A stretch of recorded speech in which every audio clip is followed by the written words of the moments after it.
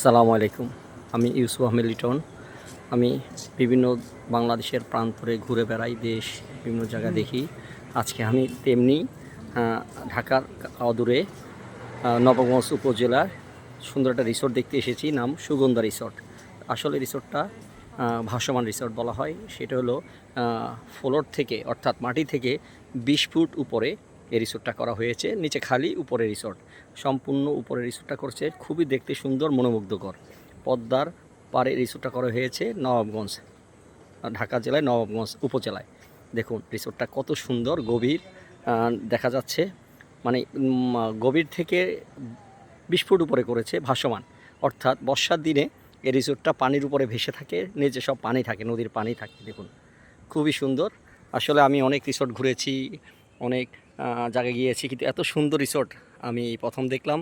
আমি খুবই উপভোগ করছি রিসোর্টটা দেখে। দেখুন এই যে সিঁড়ি, চলন্ত সিঁড়ি করে দিয়েছে হাঁটার জন্য, মানুষ হাঁটে এই সিঁড়িটা দিয়ে।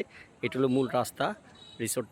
আর এটা হলো ছোট একটা শাখা নদী, বর্ষায় খুব পানি থাকে, এই নদীর উপর দিয়ে রিসোর্টটা করে দিয়েছে।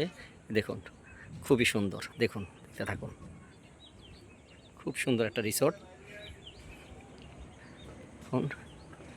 এই যে রিসোর্ট এক সংযোগ করে দিয়ে দেওয়া হয়েছে, নিচে গভীর, খুবই সুন্দর। রিসোর্টের উপরে গাছ লাগিয়েছেন এবং হাঁটার রাস্তা করে দিয়েছেন।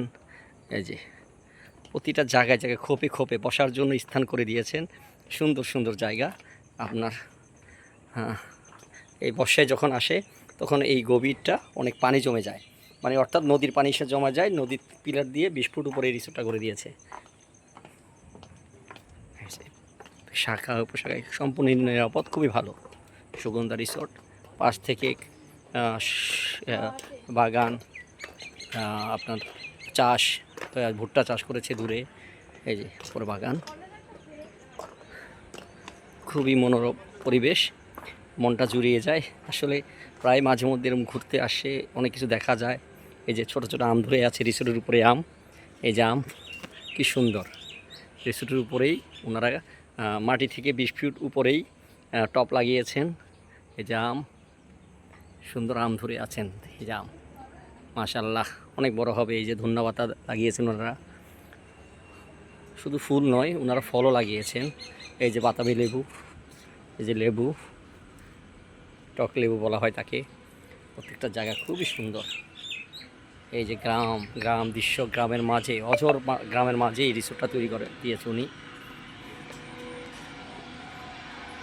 এই যে এখানে আবার পার্ক আছে বাচ্চাদের জন্য ঘোরার জন্য, খুবই সুন্দর। নামাজের স্থান আছে, খুবই সুন্দর। আর সবচেয়ে সৌন্দর্য জিনিস হলো যে এখান থেকে খুব সুন্দর দেখা যায় গ্রামের দৃশ্য। এই যে গ্রাম, খুব সুন্দর গ্রাম। এই যে গ্রাম দৃশ্য, বর্ষায় সব পানি আর পানি থাকবে। তার থেকে 20 ফুট উপরে ভাসমান পিলারের উপরে করা একটা রিসোর্ট, সুগন্ধা রিসোর্ট, নবাবগঞ্জ। খুবই সুন্দর, খুবই সুন্দর। আসলে মানুষ চাইলে সবই সম্ভব, ইচ্ছা পূরণ করার জন্য মানুষ সবই সম্ভব। উনি যেখানে পানি জমে সেই জায়গাটাকে উনি কাজে লাগিয়েছে, একটা রিসোর্ট করেছেন। তাতে সৌন্দর্য, যে রাইট আছে, মাছ আছে, সুন্দর মাছ সম্পূর্ণ উপরে। এই যে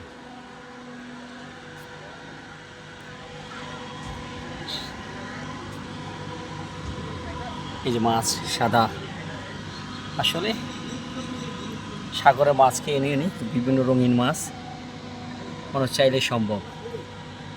এই যে গোল্ডেন ফিশ, এই যা মানুষ চাইলে সম্ভব।